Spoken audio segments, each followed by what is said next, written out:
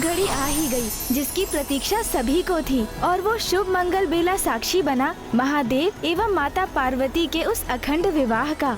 किंतु सत्य तो ये भी था कि महाराज हिमावन ने शंका युक्त होकर पुत्री पार्वती का कन्यादान किया था, जिसके फल स्वरूप उन्हें मोक्ष की प्राप्ति नहीं हुई और वे सदा के लिए धरा पर ही रह गए।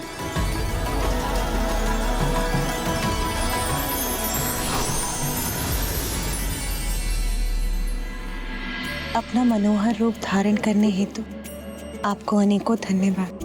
पार्वती, आपने मुझे पाने के लिए पुनः जन्म लिया, मेरी सेवा की, मेरा सानिध्य प्राप्त करने के लिए तपस्या की, इतनी कठोर परीक्षा दी, तो आपकी मां को मनाने के लिए इतना तो मैं कर ही सकता था। शिव की शक्ति है आप, आपके बिना मैं कुछ भी नहीं। अब मैं आपको अपने से विलग नहीं होने दूंगा।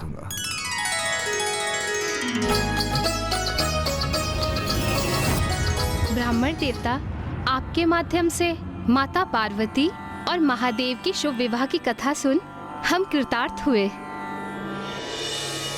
माता ब्रह्मचारिणी के जीवन का सार इस सीख में निहित है कि जिनका मन जीवन के कठिनतम संघर्ष में भी अपने लक्ष्य से नहीं भटकता, उन्हें सफलता अवश्य प्राप्त होती है।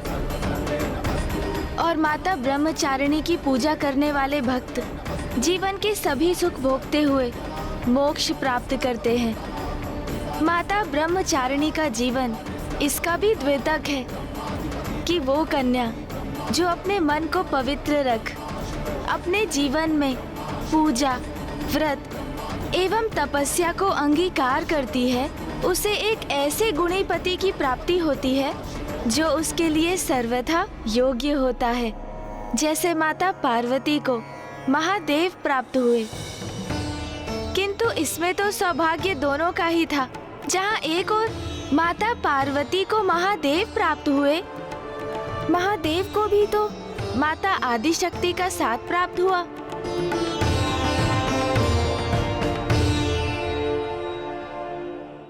महाराज, माता, अब आप भी अपने नेत्रों को बंद कीजिए और अपने द्वितीय चक्र स्वाधिष्ठान चक्र पर अपना ध्यान केंद्रित रख माता ब्रह्मचारिणी की प्रार्थना कीजिए।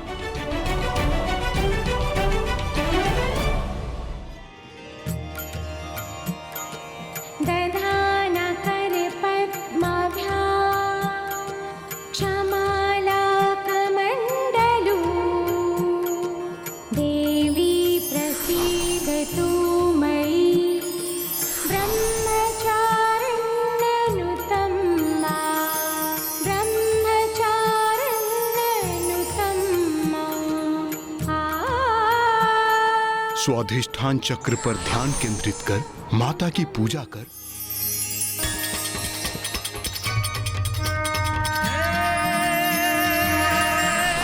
हस्त कमल और कर में कमंडल माता ब्रह्मचारिणी, शिव को प्रसन्न किया अम्बे ने, धर के रूप तपस्विनी है माँ, धर के रूप। अब हम माता के तृतीय स्वरूप की कथा कल सुनेंगे।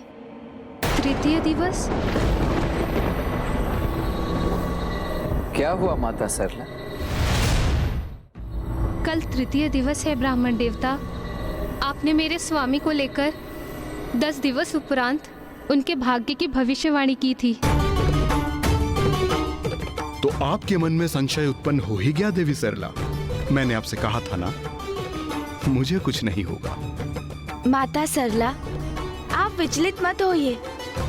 बस आप माता आदि शक्ति के सभी स्वरूपों की कथा पर अपना ध्यान केंद्रित रख।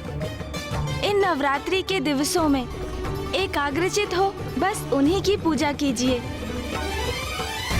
ब्राह्मण देवता, मैं माता के तृतीय स्वरूप की कथा सुनने के लिए अति उत्सुक हूँ।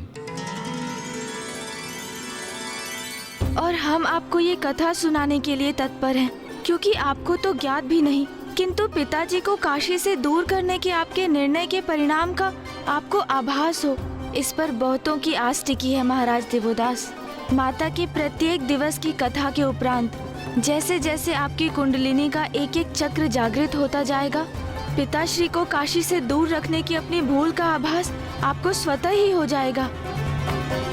और साथ ही आपको ये भी समझ आएगा कि क्यों आपके जीवन में अब मात्र 9 दिवस ही शेष रह गए हैं।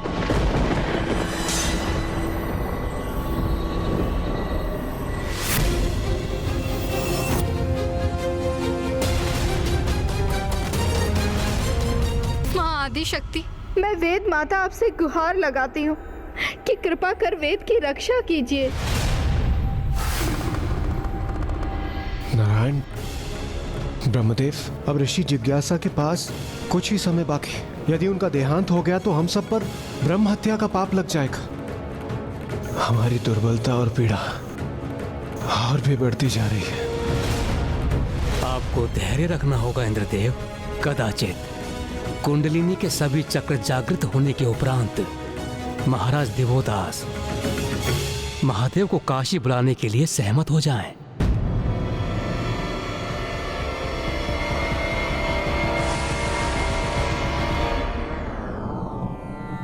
ब्राह्मण देवता, हम माता आदि शक्ति के तृतीय स्वरूप की कथा सुनने के लिए अति आतुर हैं। माता आदि शक्ति की तृतीय स्वरूप है माता चंद्रघंटा। माता चंद्रघंटा।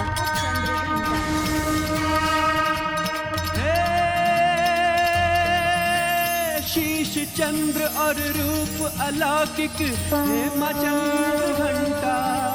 घंटे की नाद से पाप विनाशे, हरती सारी विपदा है माँ, हरती सारी विपदा है माँ, हरती सारी विपदा। ईश्वर के रूप अनंत हैं। जो जिस रूप में स्मरण करता है, ईश्वर उसी रूप में अपने भक्त को कृतार्थ करते हैं।